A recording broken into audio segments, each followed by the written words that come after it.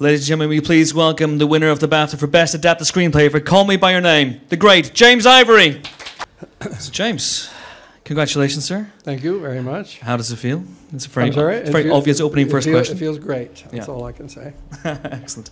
And you've had quite a long journey, obviously, with the adaptation of Call Me By Your Name. Can you... Well, it really wasn't all that long. People keep saying that. I mean, I worked on it for about... a year, maybe, not even that, probably. And I mean, it's not so long since the book was published. So I hear again and again, oh, this was like a 10-year project. It wasn't. More of a year. More of a year project. For me, yeah. Okay. And what were the challenges in adapting the book for you? Well, a challenge, there is a big challenge when any book is a first-person narrative, a narration and particularly by someone that's years on in time, because what they're talking about, they're seeing with experience, say, of a lifetime, or they're seeing as an older person, man or woman. They can't really speak as that person. You know what I'm saying? I mean, it's with hindsight and thinking about all the things that happened over many, many years, and perhaps coming to some kind of conclusion about why things happened and who was who and what was what. And so to have to translate that, which is the thoughts of an older man into the actions of a younger man, yes, and try to recall them as he recalled them, that was the challenge for me anyway.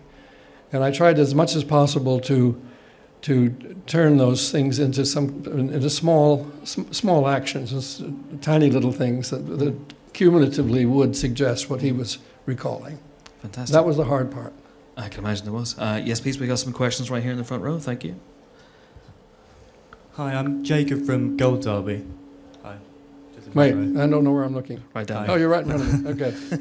Is there one particular moment or scene in the film which you're most proud of and which you think sums up the rest of the film the best?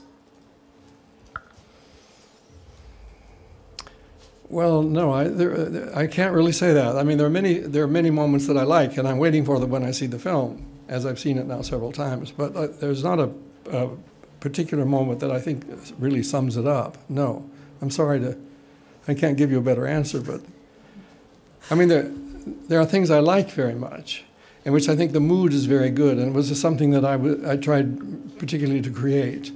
I mean, for instance, and they showed it tonight. It's the first time I've seen it in any of these ceremonies or awards where they showed it, and it's the scene where the mother and the father and the boy are in their house, and the lights go off, and they read, and they're all together. I like that so much, and there are many things like that, but I can't say there's any one thing. One ought to be able to say that the scene at the end, or the scenes at the end where they're finally in bed together and they finally, I mean, their love is declared and there they are. Yes, those are important scenes, and I like the way they've been done, but I don't think they necessarily sum it up. Yes, please, right here. Thank you.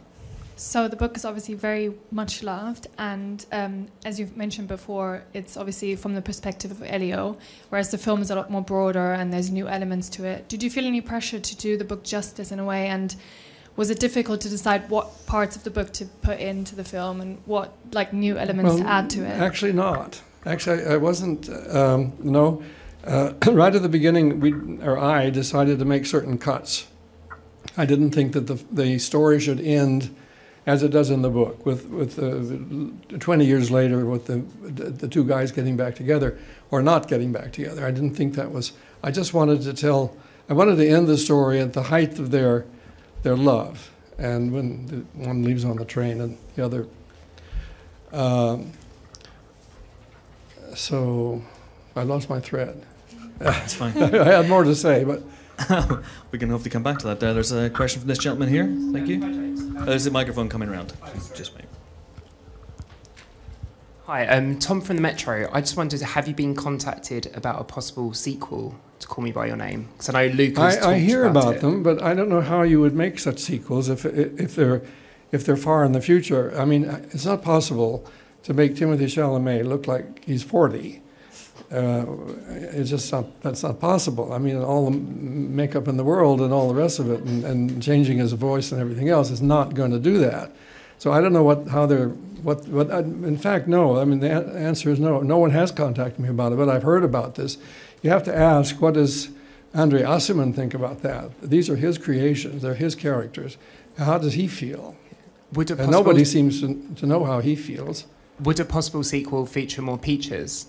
What do what? Would a possible sequel feature more peaches? Feature more what? Peaches. Peaches. Oh, speech? Peaches. Speeches? Speeches. Did you say speeches? Peaches. The fruit. Peaches. Oh, I hope so. Oh, absolutely, yeah. I've never said peaches so much. Yeah, no. And on that peach of a question, thank you very much indeed. That is all the time we have. Please give it up once again for the winner of Best Adapted Screenplay, James Ivory. Thank you. Ladies and gentlemen, you're watching Hey You Guys! Hey You Guys, huh? Hey You Guys. Is that from the Goonies? It is indeed, yeah. Nice. Hey